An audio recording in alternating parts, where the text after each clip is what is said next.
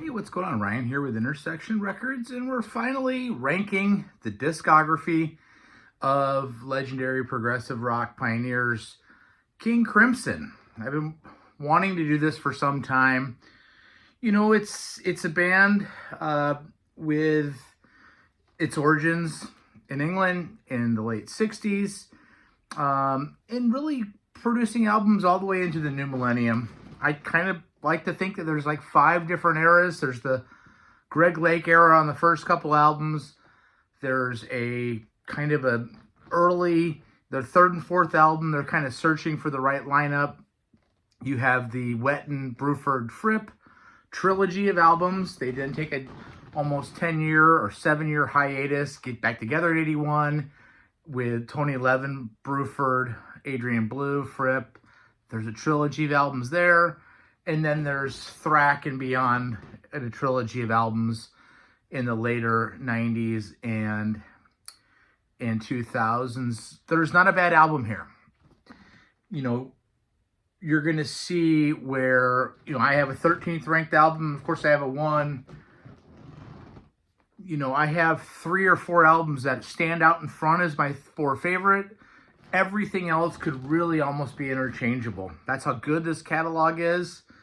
And I'm not including their project albums that they did in the 90s and 2000s, where they split apart and did albums. There's so many live albums, including this, that we're not including. Just the 13 proper studio albums. This is Excellent USA from the Wetton, Fripp, Bruford, David Cross era. Let's get started, because this could be a long one. And we're going to start off with my least favorite. I hate to even say that, because it's a great, awesome album. And it is Lizards. Awesome album cover, right? This came out in December of 70. And it's an interesting record. It's their 3rd record. So Greg Lake's left. Let's talk about what I really like about this. Again, 3rd record. Gordon Haskell is the bass player and lead vocalist here. He's a grammar school friend of Fripp's. We still have Fripp, obviously. Fripp's on every one of these records. Robert Fripp, Hammond, Mellotron guitar. Mel Collins on flute and sax. Andy McCulloch on drums, and Peter Sinfield doing lyrics. John Anderson sings the 5th track. You know, I love the first song, Circus. It's just a piece of art. You know, before we called this genre progressive rock, we called it art rock. And they're probably the best example of it. There's so much going on, whether it's hard rock to jazz to folk to symphonic stuff on all these records. You know, this is just a little bit weaker. Indoor Games, Happy Family, Lady of the Dancing Water. You know, there's some gorgeous flute on that by Mel Collins. The title track, Lizard, is an epic. John Anderson sings vocals. Of course, John Anderson from Yes. We're going to bring in Lizards at 13. Coming in next is 1984's 3 of a Perfect Pair. This is the 3rd of the trilogy of 80s albums featuring Blue, Bruford, Levin, and Robert Fripp. You know, this is just a little bit weaker. 3 of a Perfect Pair is a great song. Early 80s kind of pop, you know. Real accessible, light and shade on that. Great way to open the record. Model Man's next. More tangible than Beat. You know, this beats the previous album. This is a more tangible record. A balance of pop and art. Sleepless is next. Levin opens up with some pulsating beats on his bass. Intense music video. They actually made a music video for the song Sleepless. Then there's some stuff really that kind of takes you all the way. Not quite as cohesive for me. It finishes up with Larks Tongue and Aspic 3. This is my 12th record. My 10th album is going to be one of 3 albums that I don't own, and that's Power to Believe from 2003. This is an awesome, awesome record and an awesome album cover. You know, again, we have a lineup here of Pat Mastelano, Trey Gunn, Robert Fripp, and Adrian Blue. February of 03, this is their 13th record, and it's my 11th favorite. Level of Fire is incredible. Searing guitar. Masteletto is a monster. Eyes Wide Open, love it. More straightforward pop sense. Electric, it's instrumental. It's just an incredible 8-minute instrumental jam. Freeform. Facts of Life is incredible. Power to Believe 2 is great. Sonically gorgeous. Power to Believe 3 is incredible. Happy with What You Have to Be Happy With. Just genius. Power to Believe is my, where are we already? We're already lost. Is my 11th favorite. Coming in at 10.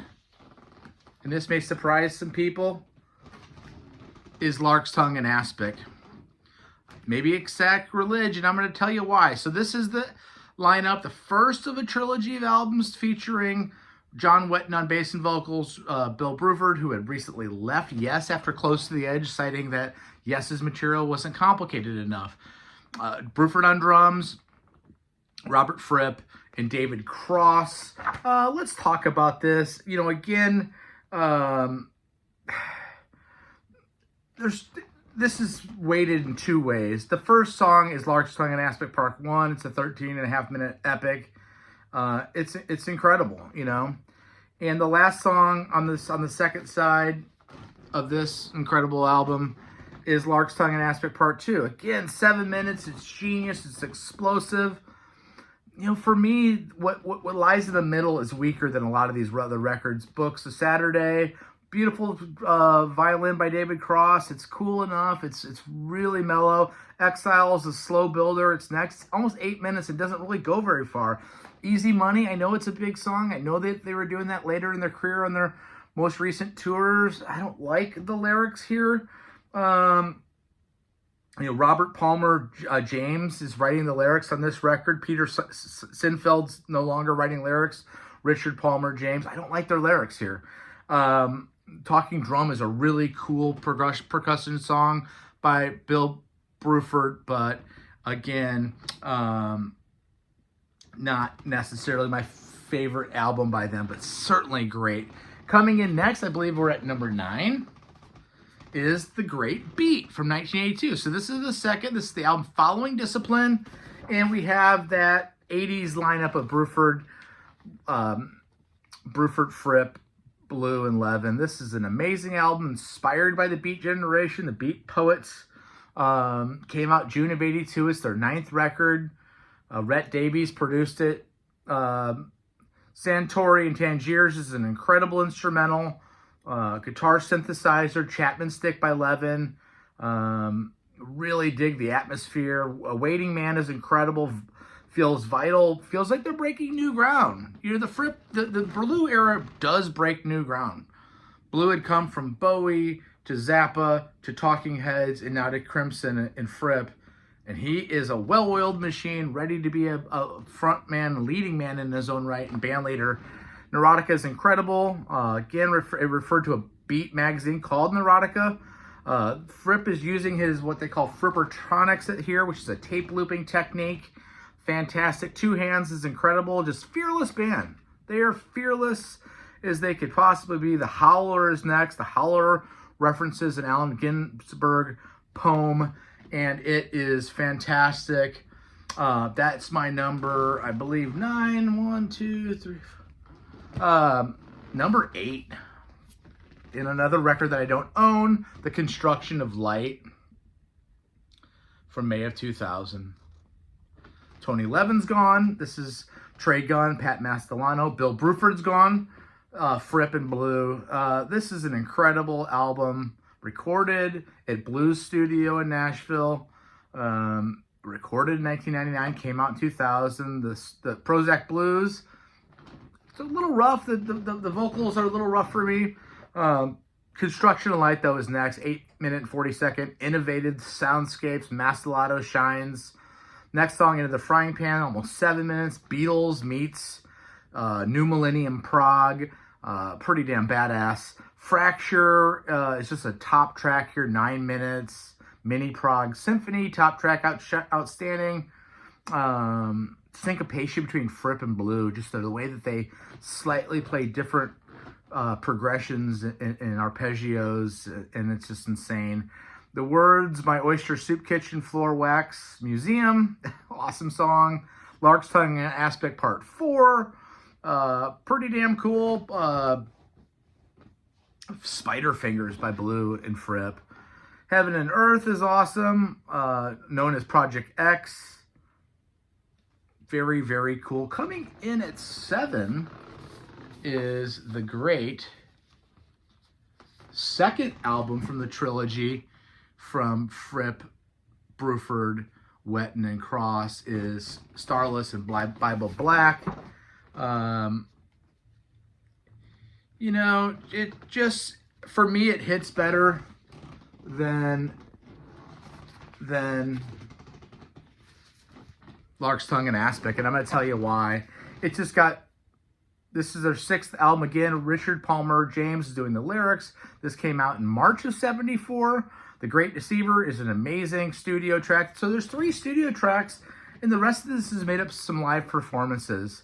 Live performances from October of '73, and studio from November 15th and 23rd. The Great Deceiver is the killer song. Lament is next. Starts slow, but just keeps building. Bruford is just cranking it out. We'll Let You Know, instrumental. Another studio song, just avant-garde, prog genius. Okay. Trios next. Mellotron, David Cross's violin. The Mincer is the next song. Psychedelic, this classic sounding King Crimson. Just like the Great Deceiver, just like the Mincer, it's kind of what I think of when I think of the Wetton era with Bruford and Fripp. Starless and Bible Black starts off side 2. It's a slow starter, but it's got the Frippatronics again. It's so cool. And then the last song on the album is the 13-minute epic. Amazing song, Fracture. Not to be confused with Fracture from the Construction Light that we just talked about. Bruford, Wetton, Fripp, 1000% Crimson, tension, relief of tension, more tension, just what they do. Now we're getting into our top albums. I think I'm on 6, and that's going to be Thrak. And yet the last album that I don't own. This came out in April of '95. This is what they call their double trio, where you have Pat Mastelano and Bruford on drums. We have Trey Gunn and Tony Levin on bass, and we have Adrian Blue and Fripp on guitar. Vroom is incredible, menacing, searing guitars, industrial, killer, eerie, arpeggiated lines. Coda Marine is next, tension building, instrumental, Dinosaur. Just digging my bones, loving it. Walking on Air is next, a ballad, spacey, airy. Fripp's guitar is incredible. Inner Garden 1, spooky, just a little 1 minute and 47-minute gem. One Time is probably one of my favorite songs. It's a cool vocal, great ballad, a top track. Inner Garden 2 is another little spooky, killer vocal 1 minute and 16 song piece. And then there's Vroom Vroom, which is an instrumental to fill this one out. Thrak. Don't sleep on the 90s and New Millennium King Crimson. For me, it's up there as top notch as you can get.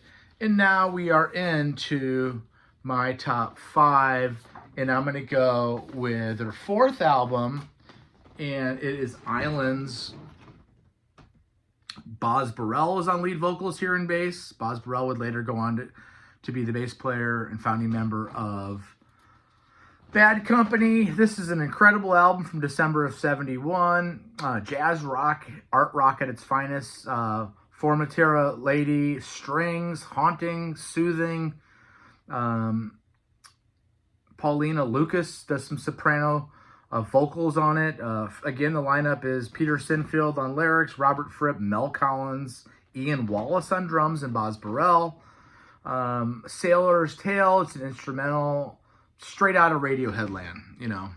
By the way, this is the reissue that Steven Wilson from Porcupine Tree did. It's incredible. Sailor's Tale is incredible. Mel Collins' saxophone. Burrell's bass is incredible. Dominates. Esoteric guitars. Mellotron. Everything fitting together. The Letters is next. It's a pop orchestra. Side 2, Ladies of the Road. Squonky saxophone by Mel Collins. Beatles influence again here. Bass playing is prevalent by Boz. Prelude, Song of Gulls, Strings, Orchestra. It's a song that Fripp wrote by himself. And then the 12-minute prog epic Islands. This is fantastic, fantastic stuff. By the way, check out my channel, subscribe if you like this content. Getting into the top 4. And we're going to go with Wake of Poseidon, the second album. So Greg Lake is the singer on the first album. He's decided to leave the band after they tried to find singers, including Elton John, who I think was hired at one point. Greg Lake said, listen, I'll go ahead and record the vocals on it, but I'm not staying. I'm going to go on to Emerson, Lake and Palmer. This is a really cool album, and I'm going to tell you why. This came out in May of 70. Again, their second record. Sweet vocals by Greg Lake on the opening piece, the beginning. Pictures of City is next, 8-minute. Mel Collins rocking it here on saxophone. Again, Sinfield on lyrics. Michael Giles on drums. His brother Peter Giles on bass. Mel Collins, Glenn Tippett on piano. Gordon Haskell takes vocals. Again, that was the classmate of Fripp from Grammar School. Ian McDonald, who went on to form Foreigner, plays on this record as well. And Greg Lake on bass and vocals. Cadence and Cascade is next. Greg Lake on acoustic guitar, Gordon Haskell on vocals, Gorgeous with Mel Collins saxophone. It's a really unique ballad. In the Wake of Poseidon's the title track, the Soaked in Mellotron. Giles' drumming is incredible, 8 minutes. Desperate vocal by Greg, fantastic. Amongst the best of the era, vintage, early King Crimson piece. A Theme is next, acoustic, Robert Fripp, gorgeous composition by Fripp. Cat Food, Hell Yes, groovy, Peter Giles lays it down. The bass playing is incredible by him. Quirky, funky jazz, Insanity, Crimson classic in every single way. And then Devil's Triangle has multiple parts. Again, just soaked and drenched in Mellotron, which I love. We're in the top 3 now, and I'm going to go with 1981, the beginning of the new era of Crimson, Discipline. Okay. Fripp, Blue, Levin, and Bruford. Again from October of 81. First album in 7 years after a hiatus. Rhett Davies is on production chair along with King Crimson. Elephant Talk, New Wave, Prog, Roland GR300, guitar synthesizer in use. Elephant voices being made by the guitar. Frame by Frame, one of my favorite songs of the Blue era. Amongst their catalog's most tangible songs. One of the best compositions of the 80s. Overall, favorite track of mine, period. Mata Kudasai is next. Again, gorgeous ballad. Dreamy, tender. Blues, some of his best vocals. Indiscipline, it's an addiction. I repeat myself when I'm under stress. I repeat myself when I'm under stress. I repeat myself when I'm under stress. Colby. All the tension of classic King Crimson. Side 2. Theola Hu Jinsei. Jintek. I can't read today. Again, some of the best King Crimson of the 80s. Trancy. The genius of Adrian Blue is here and is here to stay for a long time. Psychedelic. Great, The Sheltered Sky, and then the great song instrumental Discipline with the syncopated guitars that Robert Fripp and Adrian Blue do so well. We are down to my top 2, and I am going to go, and I'm surprised because I had this album at number 1 for years, is Red, the third of the trilogy, the last album in 1974 before their hiatus and breakup, really. This came out in October of 74. It was recorded at Olympic Studios. Red, the instrumental to open it up, everything comes together here. This is the culmination of the first run of albums This is heavier than all their albums. We hear Smashing Pumpkins here. We hear Radiohead here.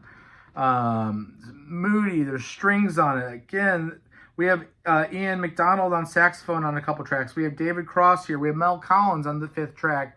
Perfect King Crimson song. Fallen Angel is next. Really nice song. One More Red Nightmare, amongst the best songs that they ever did. It just is. Ian McDonald takes a nice sax solo. Again, it's hard to beat the first side of this record, but it may even get better because Providence is a live track that was recorded in Providence, Rhode Island on June 30th of 74. Mellotron by Fripp and violin by Cross. Murky, percussive, movie-like soundtrack feel to it.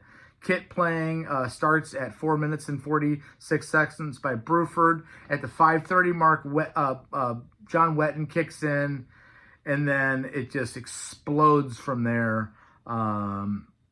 Just mind-bending. And then, of course, the 12.5-minute Starless, one of their best songs, maybe their best song of their catalog. I hate to even say that because you can't really rate this whole catalog in that sense. Arguably the greatest triumph of the prog era. McDonald and Collins are incredible. It deconstructs at the 4.5-minute mark and then rebuilds itself into this epic full-blown explosion. Red is my number 2 album. And you know what? I had to go with the debut for number 1. In the Court of the Crimson King came out in October of 69. It was recorded from July 7th, 69 to August 13th, recorded over the time of Woodstock. 21st Century Schizoid Man is a 7.5-minute epic. Again, Greg Lake on vocals, Ian McDonald, Michael Giles on drums, and Robert Fripp with Peter Sinfield doing the lyrics. I mean, the textures and the spookiness and creepiness of that opening track are incredible, but then you have I Talk to the Wind. Ian McDonald's all over this one. I just love it. Is Epitaph their best song? We're talking about songs like One More Red Nightmare and Starless, and Epitaph maybe is one of my favorite songs, certainly. Flip the album over and you have the gorgeous 12-minute and 12-second Moonchild. It's just art rock at its finest. And I think why this comes in number 1 is because maybe Fallen Angel on Red is a little bit weaker, and there's not a weak moment here. There's just not a weak moment here at all. And it defined a new era, right? Moonchild is incredible, and then to top it off, even better song, In the Court of the Crimson King. Harpsichord soaked, mellotron soaked, the dance of the puppets, vocal harmonies. This album represented, and I'm not going to say it's the first progressive rock album, but it's one of them. Maybe it's the first fully realized progressive rock album. It certainly, changed the game. And that's my ranking of King Crimson's catalog. I hope you enjoyed the show. Check out my channel. Have a great weekend. Peace out. See ya.